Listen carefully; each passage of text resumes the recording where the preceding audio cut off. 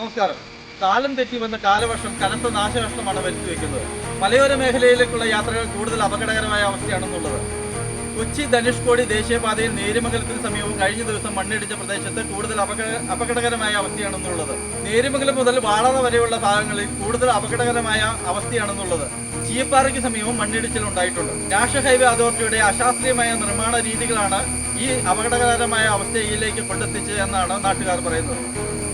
ഏത് സമയത്തും കടപൊഴുകി വീഴാവുന്ന വൻ മരങ്ങളാണ് നമുക്ക് ഈ റോഡിന്റെ ഇരുവശങ്ങളിലും കാണുവാൻ കഴിയുന്നത്.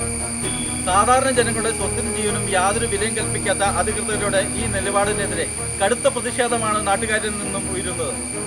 അതേസമയം പോലീസും ഫയർഫോഴ്സും ബന്ധപ്പെട്ട അധികൃതരും ഏത് സാഹചര്യത്തെയും നേരിടാൻ സജ്ജമായി നിലനിൽക്കുകയാണ്.